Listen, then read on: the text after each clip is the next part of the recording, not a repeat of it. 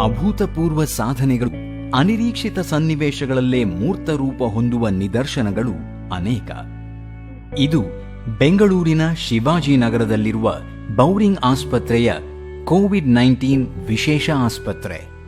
ವಿಶ್ವವನ್ನೇ ತಲ್ಲಣಗೊಳಿಸಿರುವ corona ವೈರಾಣುವಿಗೆ ತುತ್ತಾದವರಿಗೆಂದೇ Infosys foundation ವತಿಯಿಂದ ದಾಖಲೆ ಅವಧಿಯಲ್ಲಿ ಎದ್ದು ನಿಂತಿರುವ ಈ ಆಸ್ಪತ್ರೆ ಸವಾಲಿನ ಪರಿಸ್ಥಿತಿಯನ್ನು ಮೆಟ್ಟಿ ನಿಲ್ಲುವ ಮೂಲಕ ಮುಂದಿನ ದಿನಗಳಲ್ಲಿ ಒಂದು ಸುಸಜ್ಜಿತ ಚಿಕಿತ್ಸಾ ಕೇಂದ್ರವಾಗಿ ಕಾರ್ಯನಿರ್ವಹಿಸಲಿದೆ.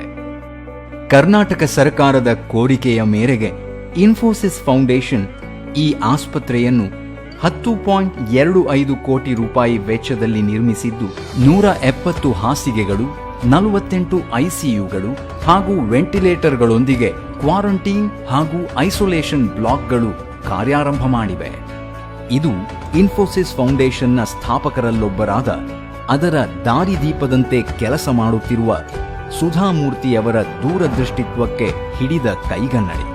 ಸರಳ ಜೀವನಕ್ಕೆ ಅನ್ವರ್ಥದಂತಿರುವ ನಾರಾಯಣಮೂರ್ತಿ ಹಾಗೂ ಸುಧಾಮೂರ್ತಿ ದಂಪತಿಯ ಕೈಗೂಸು ಇನ್ಫೋಸಿಸ್ ಫೌಂಡೇಶನ್ ಕಳೆದ ಸುಮಾರು 25 ವರ್ಷಗಳಲ್ಲಿ ಆರೋಗ್ಯ, ವಿದ್ಯೆ, ಮಹಿಳಾ ಸಬಲೀಕರಣ, ಸಾರ್ವಜನಿಕ ನೈರ್ಮಲ್ಯ, ಕಲೆ ಮತ್ತು ಸಂಸ್ಕೃತಿ, ಬಡತನ ನಿರ್ಮೂಲನೆ ಹೀಗೆ ಸಮಾಜದ ಪ್ರತಿಯೊಂದು ಸ್ತರದಲ್ಲೂ ಅವಿರತ ಕೆಲಸ ಮಾಡುತ್ತಿದೆ.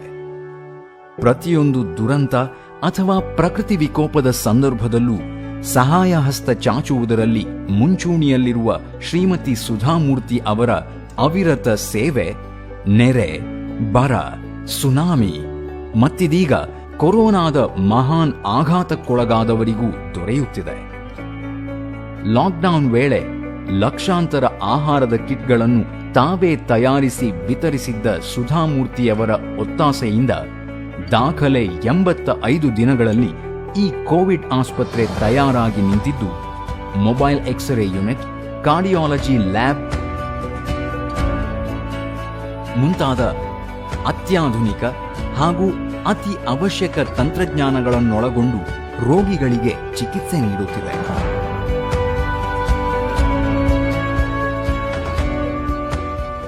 ರಾಜ್ಯದ ಹಾಗೂ ದೇಶದ ಹೆಮ್ಮೆಯ ಮಹಿಳೆಯಾಗಿ ಸರಳ ಸಜ್ಜನಿಕೆಯೇ ಮೂರ್ತಿವೆತ್ತಂತಿರುವ ಸುಧಾಮೂರ್ತಿಯವರು ಕೃತಜ್ಞತೆಗಿಂತಲೂ ಹೆಚ್ಚು ಯಾರೇ ಆಗಲಿ ಅವರು ಎದುರಿಸುತ್ತಿರುವ ಕಷ್ಟದ ಪರಿಹಾರವನ್ನೇ ನಿರೀಕ್ಷಿಸುತ್ತಾರೆ ಅಂದರೆ ಅದು ಉತ್ಪ್ರೇಕ್ಷೆಯಲ್ಲ.